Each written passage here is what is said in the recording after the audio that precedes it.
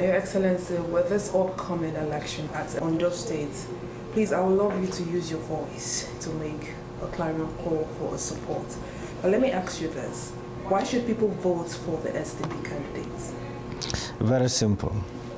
The political trajectory of Nigeria today clearly distinct between SDP, APC, and PDP. SDP is a very distinct party. By our public relationship, by our understanding the feelings of the people, the challenges of the nation, the solution to the challenges, and that is why SDP is the darling of the nation as of today in terms of public opinion. We designed it deliberately to accommodate the other sides that do not understand the dynamics of modern Nigeria. SDP belongs to the modern generation that understood the feelings, the sufferings of the Nigerian people. We have gone through it before. We are career, we are not contractors that join politics. So we are connected to the people, to the minds of the people, to the grassroots, and we understand the challenges and how daring they are. And that brought to the issue you mentioned, the issue of Ondo states. Ondo State have been under trial politically for decades. If you go and do a survey in Ondo State, you will see the developmental level of Ondo State. You will pity the states, which means they are yet to get a quality human being who understand what it takes to develop that state. That state is well endowed, very rich, very versatile, strategically located. But because there's a lack of visionary leadership, there's a lack of clear cut from the political party to have a clear manifesto how to transform the state into an economic prosperity zone, they continue to suffer this major gap. And the solution that we are providing to Ondo people, which they have faced and they are still facing, is to go to a new direction. The new direction is the SDP. It's not just the governor. The party at the headquarters will guide the process, will enforce the process, and will also assert discipline where necessary. SDP will apply its authority in all its members, just the way NPN was in those days, where the party was the sole authority that instilled discipline in the minds of its members. And that's what we are doing in SDP, and that's why SDP is very unique. So on this note, I want to clearly appeal to the people of Ondo State that they have the opportunity, particularly the younger generations of Ondo State, that they have opportunity to produce from the governor to the councillor in Ondo State. They should use this opportunity wisely. They should vote for somebody who will be there for them, who understands the dynamics of the states, who is willing to apply everything humanly possible to change those dynamics to a better dynamics, bring economic prosperity, security, and development. And not only that, but social integration, and also IT into the states, because largely the young age of Ondo State are IT compliance. So what they need is a conversion, that IT into wealth, instead of going into vices that are not good for them as a young people. They can convert it into wealth creation, socialization, integration, development of the states. That is why we presented Oba, as our candidate. And in the last 2 days, you can see massive defection from APC to PDP into SDP, and all of them endorsing Oba. So I want to appeal to them not to lose the opportunity. This opportunity comes once in 4 years. They should use it wisely. The old order of people being induced, their rights being purchased for 4 years is gone. The era of lamentation is gone. We either get it right or we blame ourselves. All right. With the present issue facing Ondo State, how will your candidates address them? The what? With the present issue facing Ondo State right now. Well, there are no pressing issues that are facing Ondo that are peculiar to Ondo. Every issue that is pressing Ondo is pressing every state of the federation, ranging from insecurity, lack of transformation, lack of commitment, lack of infrastructure, bad healthcare system, very bad educational system, lack of even dispensaries at the community level. It's not peculiar to Ondo, it's affected every state of the Federation. But since we are facing Ondo election right now, if you look at the blueprints of Oba, our SDP candidate, it covers all those areas. And also, if you read the SDP manifesto, as a mother party, we have covered all those areas. And that is why our manifesto and our constitution is rated one of the best among all the political parties in Nigeria. What makes your candidate the best candidate for the governorship seat? Okay, let me tell you, he's not a first timer in terms of politics. We've been together in PDP before. He have run for governorship before. And not only that, he's a businessman. He has a lot of, he's an employer of labor. And he was born in Ondo State, so he knows the state very well. He knows the challenges of the states. He knows the actors in the state, all of them. He relates with all of them.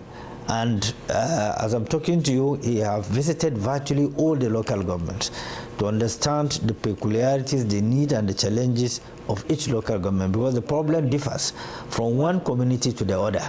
There are communities that are major issue is health issues that have to do with either hospitals or clinic or dispensaries around the communities. There are some that their schools have gone down, dilapidated, that need to be attended to. There are some that they don't have even drinking water. They need boreholes and other things to help them to get clean water for their own good life.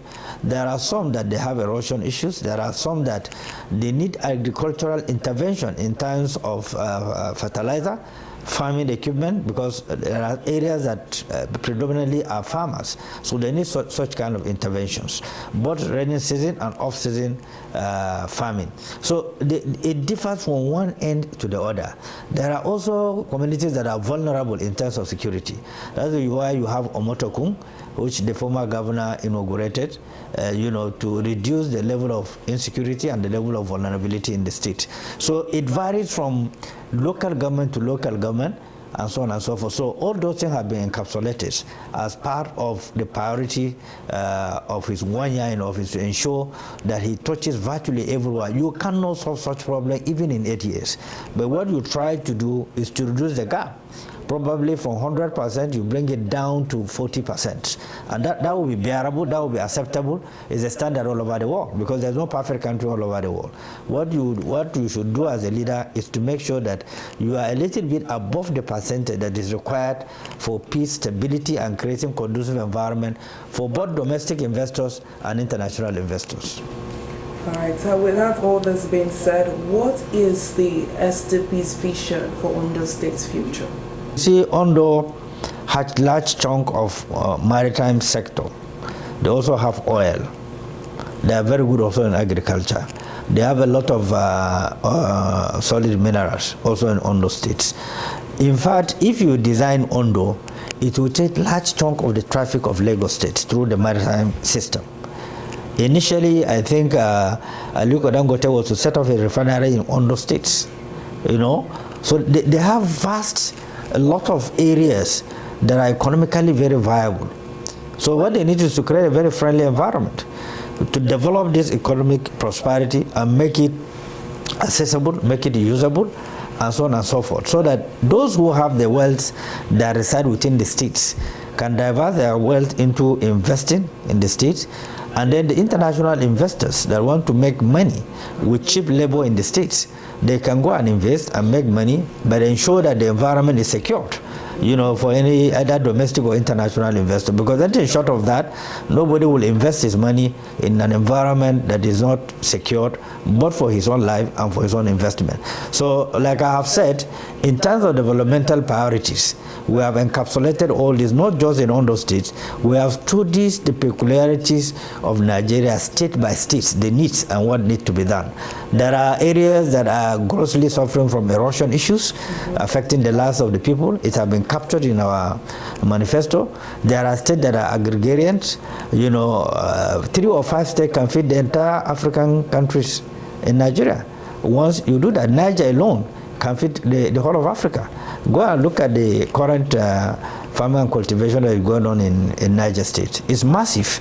So we need to prioritize our need as a nation. We cannot afford to have a population explosion, and we have not provided the basics to feed that population. The population will turn into a disaster, will turn against the nation.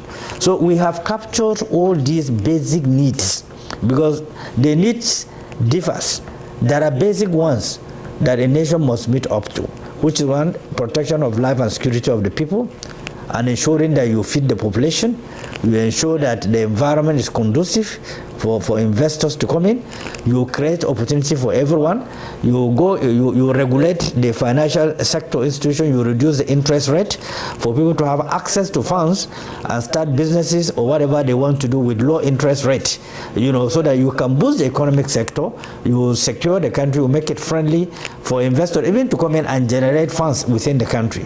You don't need to borrow outside Nigeria to do all this and that. And then we can take advantage of the BRICS that is going on today, that have changed the world order, so that your currency will be in demand and you use your currency to trade all over. I'm happy to see that NNPC passing out notice that they have stopped importation of oil. They will now be buying oil in Dangote refinery in Nigerian currency. And then, of course, they will also sell in Nigerian currency, so which means very soon the Naira will be in demand. The quality of Naira will start appreciating. And once we join BRICS officially, just the way the day before yesterday, there's official financial linkages between the Russia and Iran. So they transact in both their own local currency in terms of transactions. So they have cut off dollar domination in their own economic engagement. That will enhance the efficiency of their currency. Their currency will be in demand. The era of one currency dominating the world should be a history. We are all nations. We have demands. We have issues to deal and to solve domestically. I cannot keep on borrowing dollar, and should change my own currency in the modern economy the world is striving to establish all over the world. So that dominance have to go. We all have to be equal partners in terms of transactions and the economic viability of our continent.